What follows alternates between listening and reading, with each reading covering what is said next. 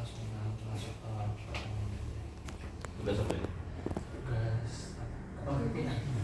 Kepemimpinan dari dosennya Pak Fauzi. Pak Fauzi ya? Iya.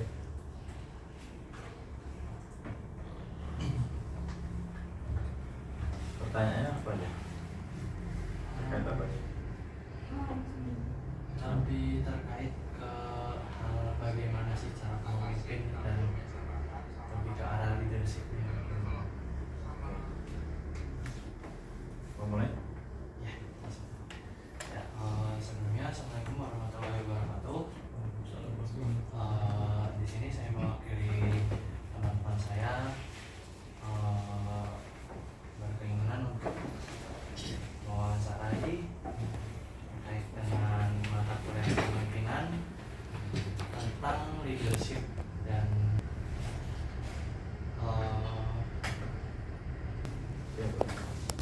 dari yang pertama, apa filosofi kepemimpinan Bapak dan bagaimana itu terbentuk? Oke, perkenalan dulu nggak?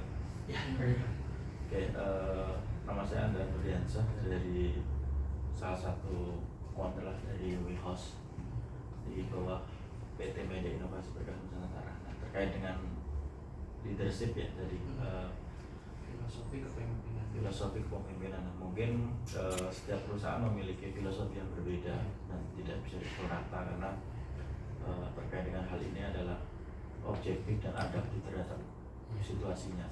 Nah, kembali ke pertanyaan itu tadi, bagaimana? Bagaimana itu terbentuk? Oh, terbentuk Filosofi saja. kepemimpinan tersebut terbentuk. Filosofi terbentuk yang jelas kalau dari kami adalah perusahaan ini lebih ke spiritual company. Jadi terbentuk adalah dari kesadaran rohania. Jadi yang pertama kali kita tanamkan adalah bagaimana seorang pemimpin itu tidak hanya membawa sebuah tim itu ke dalam ranah keberhasilan dunia, tetapi kita bagaimana caranya visi besar kita, saya terutama tim ini bisa menjadi sebuah kegiatan dalam bekerja ini menjadi sarana ibadah sehingga menjadi bekal nanti kehidupan setelah ini. Itu yang menjadi filosofi dasar. Jadi setiap keputusannya tentu akan dilihat dari aspek, tidak hanya dari aspek untung rugi, tetapi dari aspek agama, baik atau buruknya, halal atau tidaknya, itu adalah dilihat dari kacamata agama. Kemudian itu yang singkatnya seperti itu. Jadi sebagai dasar. Terus kira-kira dari yang tadi berarti langkah-langkah utamanya apa sih untuk mengarahkan perusahaan menuju visi misi tadi? Oke, untuk langkah untuk menuju ke visi misi itu yang jelas yang pertama adalah harus paham ya. Jadi tim kami harus paham dari mana mereka berasal. Kemudian mereka diciptakan untuk ke dunia ini untuk apa. Kemudian setelah tahu untuk apa mereka diciptakan, tujuannya setelah ini mau kemana, itu menjadi filosofi dasar. Malah kalau tidak mengetahui itu, ya itu akan menjadi bimbang. Dia tidak tahu dari mana dia berasal, di mana dia tinggal, dan setelah ini dia mau ngapain. Itu menjadi patokan. Nah, setelah dia tahu itu tentu dia akan melihatnya juga dari kacamata agama, baik buruknya seperti apa. Masih lagi pertanyaan ketiga, bagaimana Bapak memastikan bahwa nilai-nilai perusahaan tadi tercermin dalam budaya organisasinya? Oke,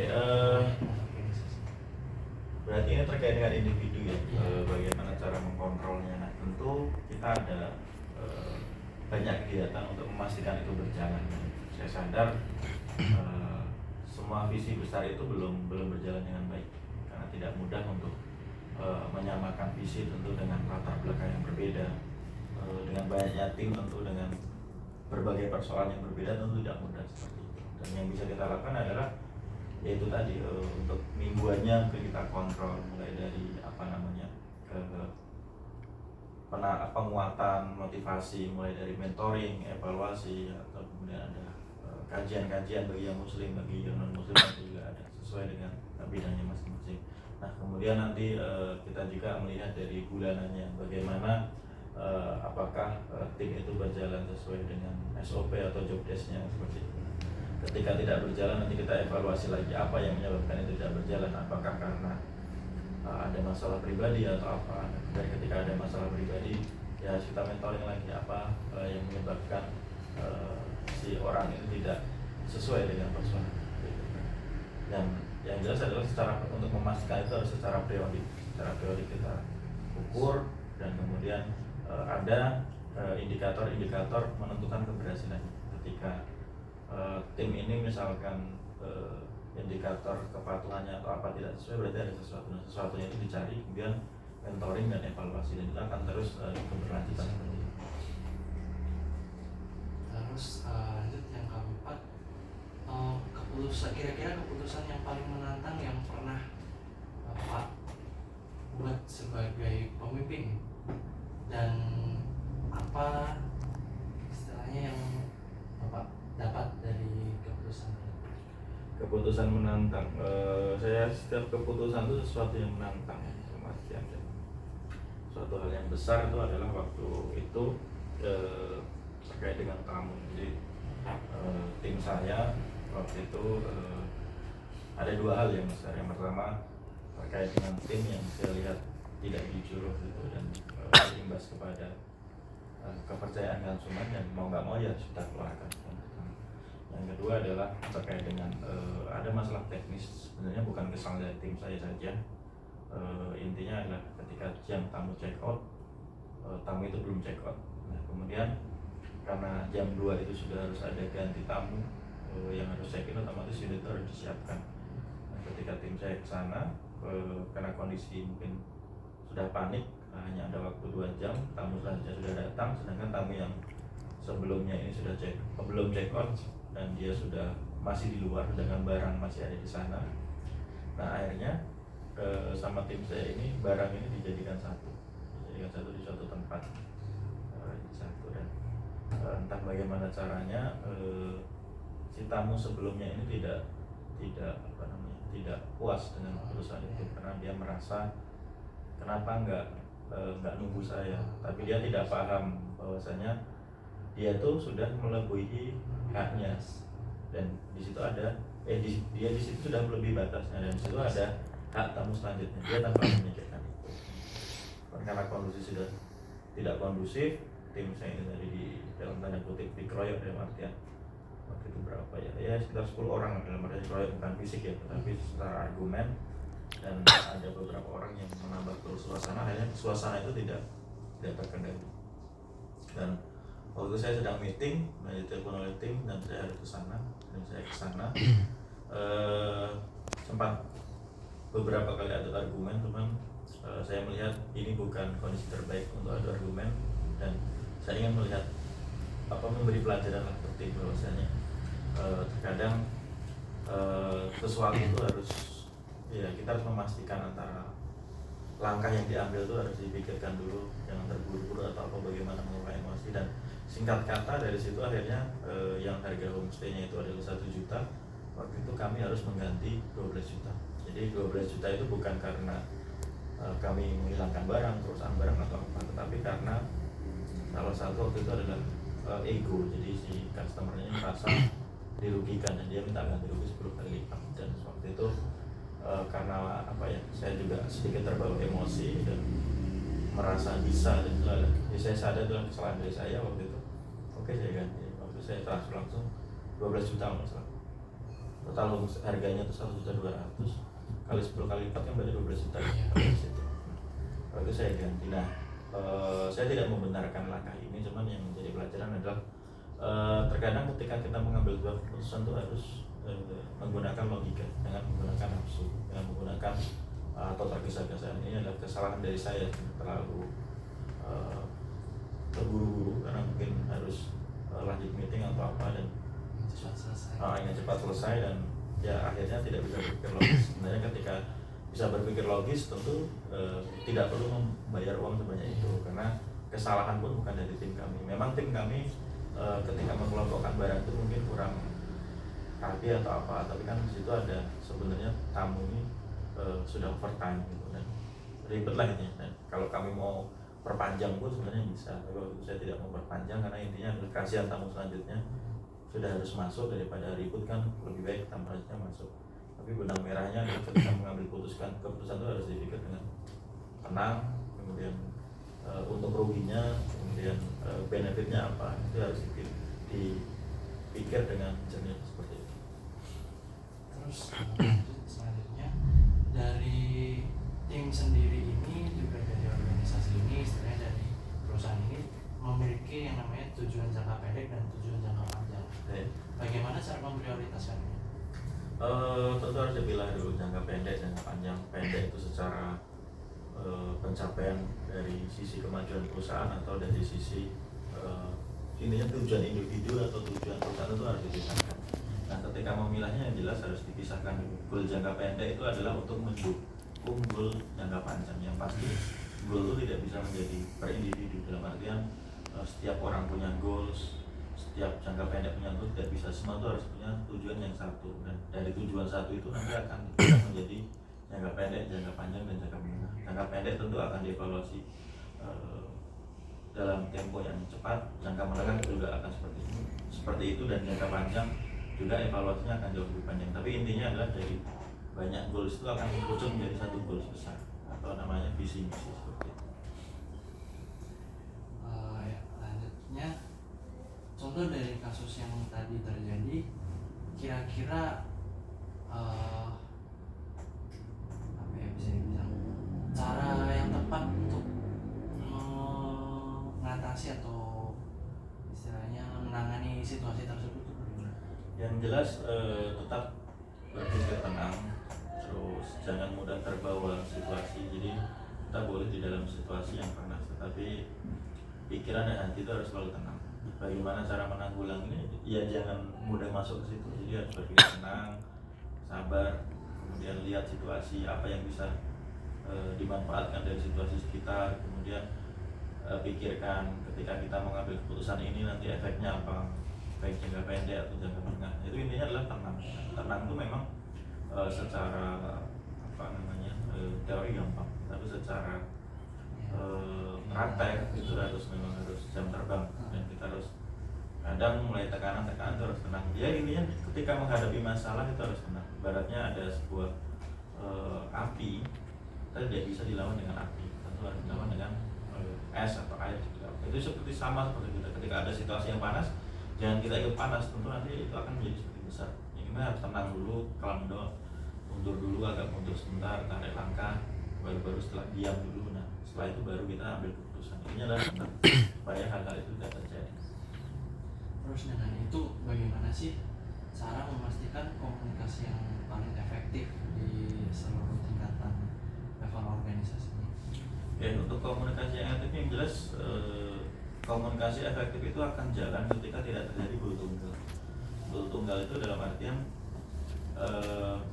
kita punya goals, tetapi goalsnya itu tidak bisa tersampaikan sampai ke level bawah, sehingga setiap bagian tuh goalsnya tidak beriringan, tidak menuju ke goal utama. Misalkan supaya komunikasi efektif itu yang jelas, ya visi misinya, goalsnya harus disamakan semua, mulai dari level manajerial sampai ke pelaksana itu harus memiliki tujuan yang sama. Nah setelah itu baru pastikan setiap level-level itu memiliki leader dan tanggung jawab yang jelas, SOP yang jelas, job desk yang jelas, dan goal yang jelas. Setelah itu semuanya jelas, tentu akan komunikasinya akan menjadi efektif. Beda kalau semua itu nggak jelas, tidak akan menjadi efektif, akan menjadi bercabang, bertabrakan kepentingan dan lain sebagainya. Terus dari goals tadi, mana sih istilahnya cara Bapak untuk mengukur goals perusahaan di luar dari aspek keuangan? Gimana panggilan? Cara mengukur goals perusahaan di luar aspek dari keuangan. Mengukur goals perusahaan di luar aspek keuangan gimana maksudnya? Contoh kayak bagaimana sih cara mengukur pencapaian yang mau perusahaan dapat di luar keuangan? Oke. Tentu goals itu kadang memang erat kaitannya dengan omset atau pendapatannya. Salah satu indikatornya adalah keuangan. Nah, kadang goals itu untuk di luar keuangan ya tentu harus jelas tadi apanya gitu. Jadi Kalau paling gampang memang membuat goals itu dari sisi keuangan, kan omset dari 1 ke 2M, dari 10 ke 20M itu kan jelas keuangan. Tapi yang di luar keuangan adalah kita ya harus menerapkan goal yang jelas adalah objektifnya atau tujuannya jelas. Misalkan goalsnya adalah meningkatkan spiritual perusahaan atau meningkatkan apa itu ya harus jelas. Kalau itunya nggak jelas ya susah. Dan yang pasti goals itu harus bisa diukur secara kuantitatif. Jadi kalau goals misalkan tidak bisa diukur, nanti gimana akan mengukurnya? Yang jelas apapun goalsnya itu tentu harus bisa diukur dengan jelas dan ada indikatornya, berhasil atau tidak berhasil itu harus bisa dilihat. Kalau itu nggak ada, susah. Dan kadang yang menjadi problem adalah goals itu indikatornya nggak jelas, tolak ukurnya nggak jelas, itu yang akan menyebabkan itu suatu masalah. Ya, yang terakhir sedikit berbeda topiknya. Bagaimana peran teknologi dalam pertumbuhan perusahaan Bapak kira-kira? Oke. Peran teknologi menjadi faktor utama. Jadi kami itu sebenarnya perusahaan yang bergerak di bidang manajemen logistik atau film terprogram. Tetapi yang menjadi faktor utama atau pendukung utama itu adalah di teknologinya. Teknologi itu sangat penting karena dengan teknologi kita bisa banyak memangkas pertama dari efisiensi, yang kedua adalah real time, yang ketiga adalah percepatan, dan yang ketiga adalah ukuran, keempat adalah ukuran. Jadi hal-hal itu tidak bisa tersolve dengan di luar teknologi. Contohnya adalah kayak apa ya, tolak ukur atau ukuran. Kita bisa melihat bahwasanya perusahaan ini ke depan kita akan mengembangkan ke arah mana. Itu kalau kita nggak punya data yang jelas, tentu pengambilan keputusannya tidak akan valid seperti itu. Nah, kita punya dengan teknologi itu kita bisa mengukur data-data. Misalkan tamu WeHouse ini paling banyak dari daerah mana, kemudian kendaraannya apa, kemudian rata-rata berapa orang, budgetnya berapa. Nah, dengan teknologi ini, dengan bantuan AI ini kita bisa menjadi ibaratnya adalah sistem penunjang keputusan. Keputusan itu nanti yang kita pakai untuk mengambil keputusan selanjutnya. Yang selanjutnya adalah dari efisiensi. Tentu misalkan kami dengan 100 lebih rumah, ketika kita nggak ada teknologi, bisa dibayangkan nggak untuk mengonfirmasi rumah sana yang udah ready, di sini belum, sana belum, itu seperti apa? Tentu kan akan ribet sekali. Dengan teknologi kita bisa memutus rantai itu hanya dengan HPO, rumah sana udah ready, oh sini belum, sana udah siap, sini belum. Itu yang satu. Yang kedua, dari sisi apa ya tadi? Efisiensi, percepatan. Yang selanjutnya adalah real time-nya. Ya, real time-nya itu yang bisa dipantau. Misalkan dari admin ya, ketika harus melihat ada tamu yang nyari untuk hari ini, untuk memastikan rumah sana tamunya udah check-in atau belum, kemudian rumahnya udah bersih atau belum, udah lunasan atau belum. Ya, itu hanya akan mudah dengan teknologi. Dan begitu juga dengan pemasaran. Ya, semua inilah saya rasa. Kalau dulu pemasaran harus brosur dan lain-lain, sekarang hanya dengan teknologi kita bisa asal audiensnya tepat, custom audiensnya tepat, kontennya baik, kita bisa boost dari iklan dan lain-lain. Ya, saya rasa sudah menjadi faktor utama yang sekarang tidak bisa terpisahkan, teknologi, apalagi perkembangannya sangat pesat.